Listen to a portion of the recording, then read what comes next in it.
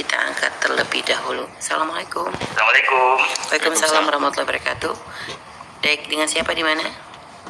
Dengan hamba Allah di Sulawesi Selatan. Dengan hamba Allah di Sulawesi Selatan. Baik, kita berselawat terlebih dahulu. Allahumma sholli ala Sayyidina Muhammad. Terima kasih Umi, terima kasih Buya. Baik, silakan langsung bertanya kepada Buya. Buya, kami ingin bertanya. Kami adalah salah seorang aktivis Jemaah Tabligh. Nah, sekarang kan Jemaah Tabligh itu sudah berfirqah-firqah sampai beberapa firqah. Sudah berpecah-pecah maksudnya Buya. Nah, sekarang kami bingung menyikapinya karena antara firqah yang satu dengan firqah yang lainnya itu saling menyalahkan. Kemudian yang kedua, ada juga kami pernah dengar dari oknum Jemaah Tabligh mengatakan bahwa sehebat apapun seorang ulama atau setinggi apapun ilmunya, kalau tidak pernah khuruj bersama dengan Jemaah Tabligh, maka dia tidak akan bisa memahami agama dengan baik.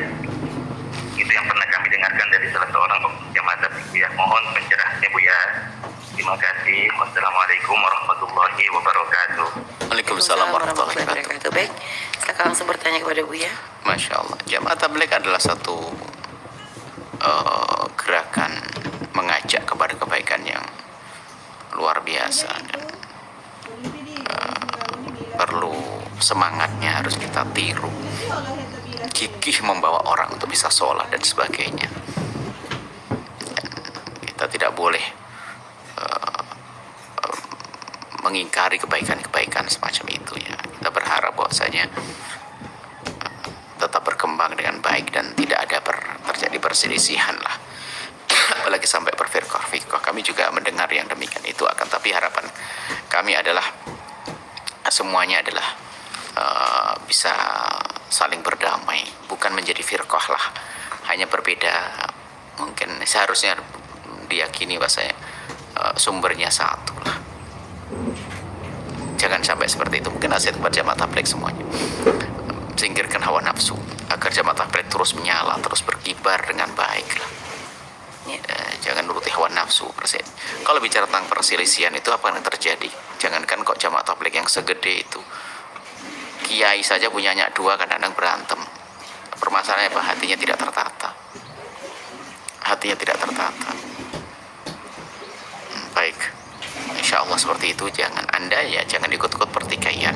Kalau Anda mau tidak mau kan Anda ikut salah satu kelompok di antara beberapa kelompok yang Anda sebut. Sudahlah, kuncinya sederhana. Anda jangan mencaci kelompok lain. Kalau sudah mulai mencaci kelompok lain adalah kesombongan, seolah-olah dia lebih hebat. Itu aja sudah. Tetap jalin silaturahmi dan seterusnya. Ya seperti itu. Tetap jalin silaturahmi. Nah, selesai. Jangan sampai Anda ke bawah-bawah. Saudara Anda mungkin terlanjur membenci kelompok Jemaah Tabligh tertentu. Anda ke bawah, nggak boleh. Anda bukan orang hebat. Anda orang hebat akan jadi juru damai, bukan jadi yang bikin resah orang. Baik, yang pertama. Yang kedua adalah, itu kan kecongkaan beragama mengatakan orang kalau belum masuk Jemaah Tabligh tidak kenal agama, ya nggak akan, orang seperti itu nggak akan ditengok oleh Syekh Ilyas. Ulama-ulama tidak mengajarkan, ulama-ulama Jemaah Tabligh tidak mengajarkan. Itu oknum bodoh begitu. Iya, Be. Bahkan bisa kita katakan gila. Jangan mencoreng Jemaah Tabligh dengan gaya-gaya semacam itu. Kalau Anda ketemu orang itu pencoreng Jemaah Tabligh. Jemaah Tabligh tidak mengajarkan begitu. Itu kalau yang benar nggak ngajarkan itu pasti itu oknum-oknum bodoh itu. Itu namanya apa? Namanya orang ada ujub. Ujub ada sifatnya pribadi, ada sifatnya kolektif, ada kelompok merasa ini yang nggak bisa ikut, enggak. Masya Allah, itu bahaya sekali. Orang-orang begitu tuh bahaya banget itu. Belum apa-apa sudah masuk ta'assub. Tidak, dia sampaikan itu adalah perusak Jemaah Tabligh. Buang aja orang-orang yang suka ngomong semacam itu. Itu bahaya sekali. Yang kita tahu adalah Jemaah Tabligh, kita kenal banyak Jemaah Tabligh adalah beliau sangat menghargai. Ustadz kan punya tugas masing-masing. Seperti di Jawa ini ada orang yang ngurus pondok pesantren, dan dia tidak pernah kenal ceramah dan sebagainya. Nggak bisa keluar, bahkan nggak bisa ceramah. Kita tahu seorang kiai hebat, muridnya banyak, khusyuk, soleh, nggak bisa ceramah, nggak pernah keluar, tapi didik santri bener. Ada ustadz lain kerjaannya ceramah. Ini sebenarnya kalau kita pahami dengan hati yang dingin, ini kan saling melengkapi. Yang ceramah setelah orang sadar anaknya dikirim ke pondok, yang pondok ada yang ngurusi. Jadi yang Anda sampaikan itu orang sombong itu, bukan jamaah tabligh itu. Jangan ngaku-ngaku jamaah tabligh hanya pakai baju jamaah tabligh lalu ngomong begitu. Nggak benar itu. Itu oknum yang tidak bisa itu yang merusak itu. Kita tahu jamaah-jamaah tabligh, kita kenal. Bahkan juga banyak buku-buku mereka yang dan banyak orang alim juga. Dan kita hubungan baik-baik. Dan memang kita juga pernah suatu ketika, ini sebuah kisah aja ya. Suatu ketika orang bertanya ya, cuman saya tidak akan menisbatkan jamaah tabligh, saya anggap itu oknum. Suatu langsung orang itu belum tahu kami, lalu nasihati. Dia tahu bahasanya kita sekolah di luar, lo ngomong nasihati kita bahasanya, kamu kalau tidak ikut jamaah tabligh kamu tidak akan gini macam-macam, harus waktu untuk khuruj gini. Akhirnya ya berapa hari khuruj ya, kita bukanan bertanya 3 hari 40 hari dan sebagainya. Lalu kami sampaikan, aduh kalau saya ini waktu awal-awal kita di Cirebon, kalau saya setiap hari khuruj, gak pakai 3 hari, gak pakai 40 hari, setiap hari saya khuruj. Khuruj gimana? Saya kerja ada baru, setelah itu tahu namanya apa, setelah disebut nama itu baru berubah cara ngomongnya dengan kami berubah. Nah ini kan akhlaknya dia. Jadi akhlaknya dia saja gampang menganggap orang lain adalah seolah-olah dia lebih bagus dari orang lain. Bukan jamaah tabligh, bukan. Lalu dia paham, yang lain nggak seperti itu. Yang lain seperti itu. Ini kejadian juga waktu kita di Yaman. Ya seperti itu. Seorang jamaah tabligh datang, ditegur sama yang lainnya, marah yang lainnya karena ngomong. Sementara di waktu itu kami itu kan anak-anak kiai, yang di Ahqaf itu kan banyak anak kiai. Bagaimana? Kita pasti ingat betul satu orang dari jamaah tabligh yang ngomong, apa artinya di Indonesia kiai banyak santrinya tapi tidak khuruj? Ya yang marah semua ini anak-anak kiai, abahnya tidak khuruj. Marah, ternyata yang marahi siapa? Temannya sendiri, karena dia salah, karena jamaah tabligh tidak begitu, gitu loh. Jadi maka kami lain yang di luar jamaah tabligh, kalau Anda dengar omongan itu jangan percaya. Jamaah tabligh yang benar nggak akan ngajari semacam itu. Kita jadi orang itu harus orang hebat, jangan gampang terpengaruh deh. Lalu langsung menjustis jamaah tabligh jadi jelek semuanya, enggak. Banyak yang dilakukan oleh jamaah tabligh yang saya tidak bisa melakukan. Banyak dakwah dia nggak ngerepoti orang, masak sendiri, bah sendiri, nggak ngerepoti orang. Hebat. Saya kagum dengan cara jamaah tabligh, saudara.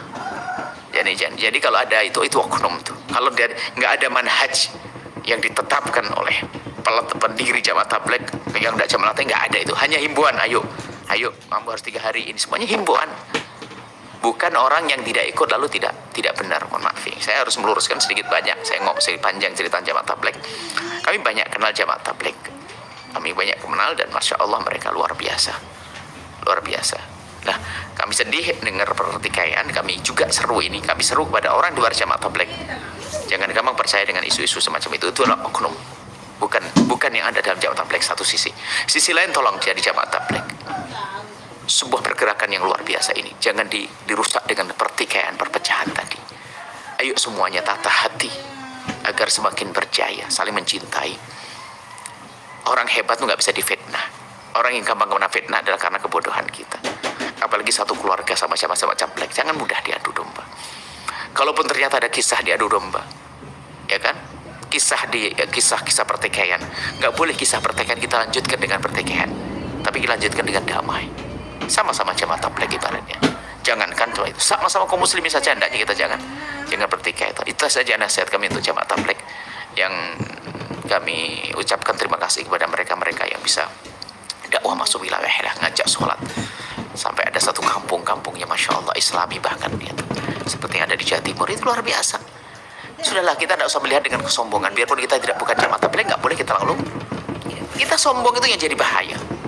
Yang punya pondok sombong dengan sombongnya ini.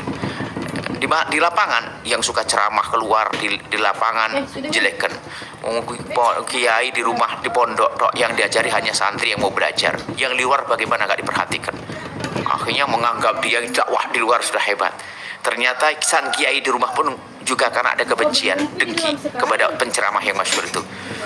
Ngaji aja dibawa ke lapangan. Ngaji yang benar ya di pondok nih. Semuanya kan kesombongan. Kalau orang sombong nggak ada baiknya sudah. Apakah jamaah tabligh atau yang lainnya sama. Kesombongan itu dengan iblis. Semoga Allah menjaga pergerakan jamaah tabligh ini bisa semakin